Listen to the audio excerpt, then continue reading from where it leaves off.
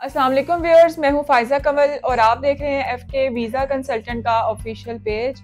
आज हम बात करेंगे एक ऐसे कंट्री के बारे में जिसमें जाने की हर बंदे की ख्वाहिश है, खासकर बिजनेसमैन की। वो चाह रहे होते हैं कि वो इस कंट्री का विजिट करें, वहाँ पे जाके अपने बिजनेस के हवाले से कोई प्लान ले सकें या फिर जो है आगे उनको इन फ्यूचर बहुत अच्छे बेनिफिट्स मिल सकें अगर वो इसको इन्वेस्टमेंट पर्सपेक्टिव में देखें या फिर जो है एक लॉन्ग टर्म वीज़ा के साथ साथ एक सेटलमेंट का ऑप्शन देखें। तो हम बात करने वाले हैं ऑस्ट्रेलिया की।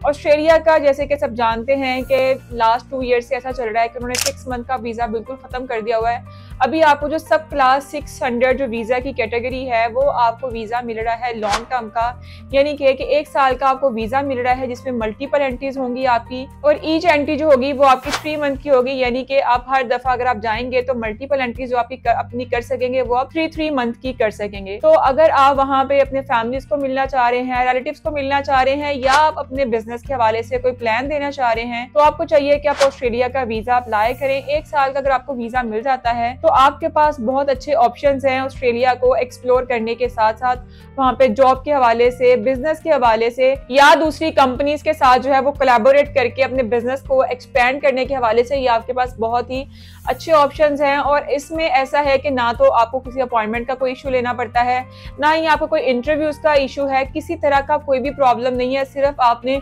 ऑनलाइन सारा अपना प्रोसेस करना है। आप खुद भी वीजा अप्लाई कर सकते हैं ऑस्ट्रेलिया का, इनकी वेबसाइट पे जाके आपने सारे अपने डॉक्यूमेंट्स वगैरह को अपलोड करना होता है और आप आसानी से ऑस्ट्रेलिया का विजिट वीजा 1 साल का जो है वो मल्टीपल एंट्रीज के साथ हासिल कर सकते हैं। सिर्फ इसके आपको बायोमेट्रिक के लिए जेरी फेडिक्स जाना पड़ेगा। जेरी फेडिक्स आपके नियरेस्ट जो भी है, लाहौर, कराची या इस्लामाबाद, कहीं से भी अपने बायोमेट्रिक करवा सकते हैं। और बहुत ही मुनासिब सी इसकी वीज़ा फ़ी है। सब क्लास 600 वीज़ा की 202 ऑस्ट्रेलियन डॉलर्स है। सिर्फ आपने ये पे करने हैं और आपको जो है वो 1 साल का मल्टीपल एंट्रीज का वीज़ा मिल जाएगा। लेकिन इसके लिए आपने अपने जो डॉक्यूमेंट्स कंप्लीट करने हैं, सबसे पहले अपना पासपोर्ट, उसकी वैलिडिटी में आपके 6 मंथ होने चाहिए, आईडी कार्ड, आपकी पिक्चर्स और उसके साथ साथ अपना FRC और MRC अगर आप इनको अटैच करवा सकते हैं फॉरेन अफेयर से तो आप इनको अटैच जरूर करवाएं। इसके साथ साथ अगर आप जॉब कर रहे हैं या बिजनेस कर रहे हैं, उनको डॉक्यूमेंट्स को कंप्लीट करने के साथ इसमें मोस्ट इंपॉर्टेंट जो आपका डॉक्यूमेंट है वो आपकी बैंक स्टेटमेंट है। अपनी बैंक स्टेटमेंट को लाजमी मेंटेन करें 4 या 6 मंथ की, जो भी आप प्रोवाइड करना चाहते हैं। और इसके अलावा जो आपका एक सबसे मेन जो है आपका पर्पस क्लियर होना जरूरी है। जिसके भी हवाले से आप अप्लाई करना चाह रहे हैं तो उसका एक सॉलिड प्लान देके उसमें अपनी जो भी है आइटिनरी जरूर शो करवाएं, जिसमें आपकी रिटर्न टिकट्स वगैरह होंगी, आपकी होटल की बुकिंग्स होंगी। अगर आपने फैमिली को विजिट करना है तो फैमिली की तरफ से आपको जो भी स्पॉन्सरशिप लेटर आ रहा है या इन्विटेशन लेटर आ रहा है तो उसके साथ साथ उसमें मेंशन जरूर होना चाहिए कि आपकी अकोमोडेशन जो है वो आपके रिलेटिव्स की तरफ से है। तो इसके अलावा आप इन रैंडम प्लान्स पे भी अपना विजिट एक अप्लाई कर सकते हैं। उसके साथ साथ अभी ये बहुत अच्छा मौका है जिसमें आप एक क्रिसमस का प्लान दे सकते हैं, क्रिसमस के साथ साथ न्यू ईयर का प्लान दे सकते हैं। जो लोग न्यू ईयर के हवाले से अपनी एप्लीकेशन को आगे प्रोसेस करवाते हैं उनका इन्वेस्टर के सामने सिर्फ एक यही बैक एंड क्लियर होता है कि आप एक जेन्युइन ट्रैवलर हैं जो आप इस वीजा पे जाना चाह रहे हैं, और उसमें आपको मिनिमम सा अपना एक प्लान देना होता है 10 दिन का, 15 दिन का, 20 दिन का, मैक्सिमम 1 मंथ का भी दे सकते हैं। इसमें ऐसा नहीं होता कि अगर आपका 1 साल का वीजा लग रहा है तो आपने प्लान भी 1 साल का देना है।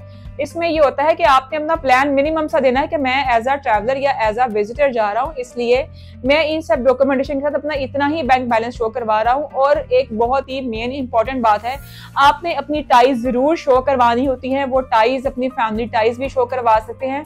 उसके अलावा आपकी अपने होम कंट्री में टाइज स्ट्रॉन्ग होना बहुत जरूरी है कि आप अपनी जो है होम कंट्री में बहुत ही अच्छी पोजीशन में बैठे हुए हैं। तो इसके लिए अगर आपके पास किसी भी तरह का कोई भी एसेट है, वो प्रॉपर्टी की सूरत में हो, वो मशीनरी की सूरत में हो या वो किसी भी गाड़ी वगैरह की सूरत में हो, तो वो भी आपको साथ जरूर जो है उसकी प्रॉपर्टी इवैल्यूएशन करवा के या उस एसेट की इवैल्यूएशन करवा के उनको जरूर साथ अटैच करना चाहिए। ऐसा नहीं होता, जैसे कि मेरी आज ही सुबह कस्टमर से बात हो रही थी, उन्होंने बताया कि मैंने अपनी प्रॉपर्टी का बताया कि मेरे पास इतने मरलाज हैं, इतने कैनाल्स हैं। तो आपने ये बिल्कुल भी शो नहीं करना होता कि आपके पास कितने मरला जमीन है या कितने कैनाल की जमीन है।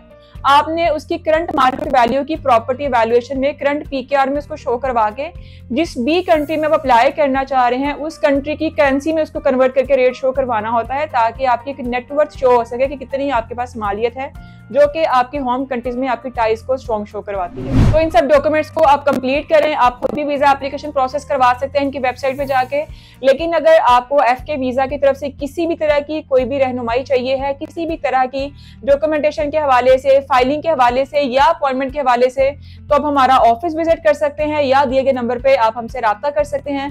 हमारे नुमाइंदे 24 घंटे आपकी रहनुमाई के लिए मौजूद है। अगर किसी भी तरह का आपके जहन में कोई भी सवाल आता है तो कमेंट सेक्शन में जरूर बताइएगा।